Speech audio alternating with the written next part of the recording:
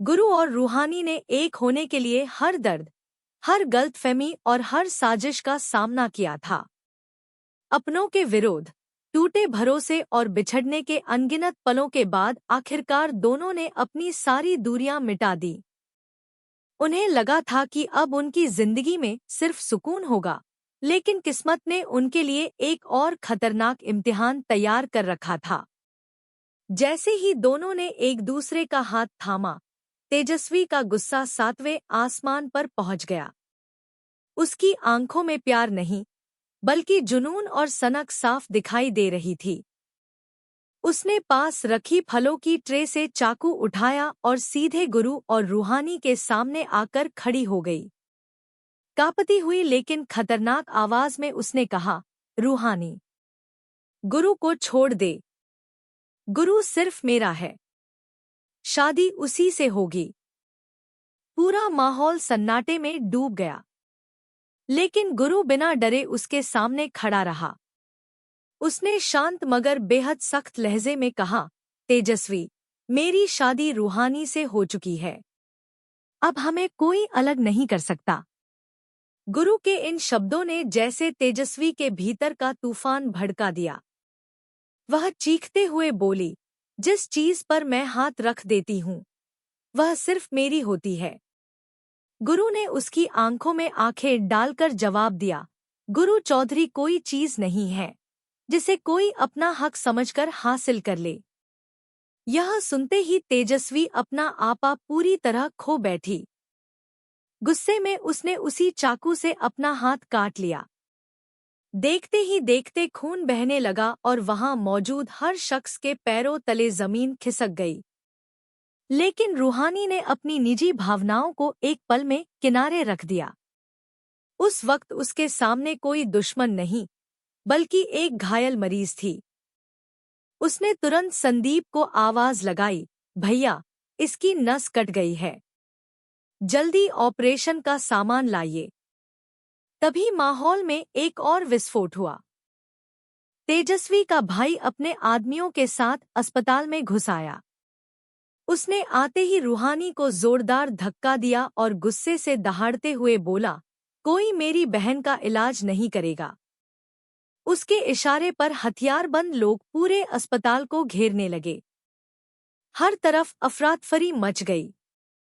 मरीज सहम गए, डॉक्टर पीछे हट गए और ऐसा लगने लगा जैसे अस्पताल नहीं, युद्ध का मैदान बन चुका हो। रूहानी का अपमान देखकर गुरु का खून खौल उठा। उसने एक पल भी नहीं सोचा। उसने अपनी बंदूक निकाली और सीधे तेजस्वी के भाई पर गोली चला दी। गोली उसके कंधे को चीरते हुए निकल गई। गोली की आवाज पूरे अस्पताल में गूंज उठी। कुछ सेकंड के लिए ऐसा लगा जैसे समय रुक गया हो। फिर तेजस्वी के भाई के आदमी गुरु पर टूट पड़े, लेकिन गुरु अपनी जगह से एक कदम भी पीछे नहीं हटा। उसकी आंखों में ऐसा जुनून था कि सामने खड़े लोग भी सहम गए। उसी वक्त अस्पताल के दरवाजे पर नागेश्वर चौधरी और दादी कुसुम पहुंच गए, जो काम से बाहर गए हुए थे। नागेश्वर चौधरी की गूंजती हुई आवाज पूरे अस्पताल में फैल गई, बस अब कोई एक कदम भी आगे नहीं बढ़ेगा। उनकी सख्त आवाज सुनते ही माहौल थम गया। दोनों पक्ष रुक गए और कुछ ही पलों में अस्पताल का तनाव नियंत्रण में आने लगा। नागेश्वर चौधरी ने गुरु को भी शांत किया और तेजस्वी के भाई को भी समझाया कि गुस्से में उठाया गया हर कदम सिर्फ बर्बादी लाता है। उन्होंने साफ कहा कि अगर आज समझदारी नहीं दिखाई गई, तो पूरा परिवार हमेशा के लिए टूट जाएगा। इस बीच रूहानी फिर अपने काम में जुट गई। उसने बिना किसी भेदभाव के पहले तेजस्वी के भाई का इलाज किया और फिर तेजस्वी को ऑपरेशन थिएटर में ले गई।